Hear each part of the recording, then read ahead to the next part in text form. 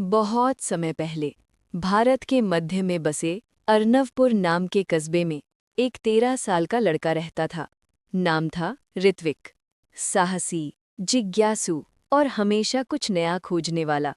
उसके पिता एक साधारण किसान थे और माँ मिट्टी के बर्तन बनाकर घर चलाती थीं। अमीर नहीं थे, लेकिन प्यार में कोई कमी नहीं थी। हर रोज स्कूल के बाद ऋत्विक जंगल में घूमने जाता था। उसे पेड़ों की सरसराहट, पत्तों की खुशबू और पक्षियों की आवाज़ें बहुत पसंद थी। लेकिन उसे ये नहीं पता था कि वही जंगल एक ऐसा रहस्य छुपाए बैठा है जो उसके जीवन को हमेशा के लिए बदल देगा। एक दिन ऋत्विक जंगल में पहले से ज्यादा दूर निकल गया। अचानक हवा में अजीब सी चमक दिखाई देने लगी। पत्तों से फुसफुसाहट जैसी आवाज़ें आने लगी, जैसे कोई उसे बुला रहा हो। उसी समय एक चमकदार रोशनी के बीच से एक रहस्यमयी नीली आंखों वाला हिरन प्रकट हुआ। हिरन बोला, ऋत्विक, हम तुम्हारा इंतजार कर रहे थे। ऋत्विक घबरा गया। तुम बोल कैसे रहे हो? हिरन शांत आवाज में बोला, मैं इस जंगल का संदेशवाहक हूं। जंगल पर बड़ा संकट आने वाला है और उसे रोकने की शक्ति सिर्फ तुम में है। हिरन ने बताया कि जंगल के गहरे हिस्से में एक अदृश्य कुआं है जिसमें हवा और आग को नियंत्रित करने की शक्ति बंद है। सदियों पहले उसे इसलिए बंद किया गया था क्योंकि अगर वो शक्ति गलत हाथों में पहुंच गई तो पूरा जंगल नष्ट हो सकता था। अब वो कुआं अपने आप खुलने वाला था। हिरन बोला, अगर शक्ति को रोका नहीं गया तो हमारा जंगल खत्म हो जाएगा और ये जिम्मेदारी ऋत्विक की थी। पहली चुनौती, डर की परीक्षा। हिरन ऋत्विक को जंगल के बहुत अंदर ले गया जहां एक अंधेरी सुरंग थी। कोई रोशनी नहीं, सिर्फ खड़खड़ाती आवाजें। ऋत्विक का दिल जोर से धड़कने लगा। हिरन बोला, अगर तुम डर गए तो शक्ति तुम्हें स्वीकार नहीं करेगी। ऋत्विक ने हिम्मत जुटाई, एक लंबी सांस ली और अंधेरे में कदम रख दिया। जैसे जैसे वो आगे बढ़ा, सुरंग कांपती रही, लेकिन उसने डर को खुद पर हावी नहीं होने दिया।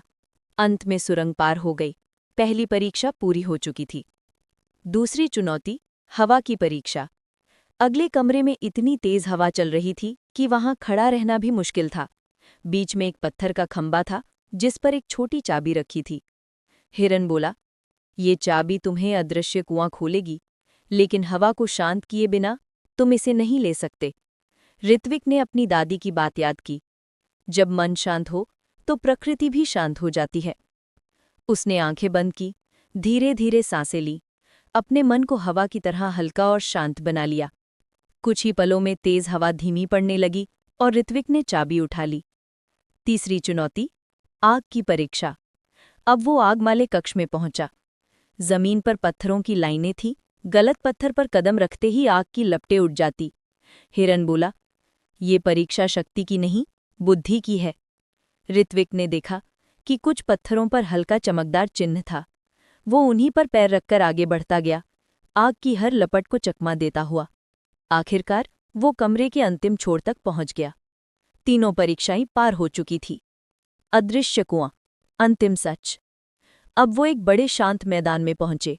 वहां कुछ भी नहीं दिख रहा था। हिरन बोला, चाबी को जमीन पर रखो।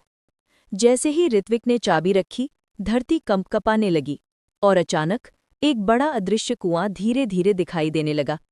उससे तेज हवा और आग की चिंगारियां निकल रही थी। कुआं खुल चुका था, जंगल खतरे में था।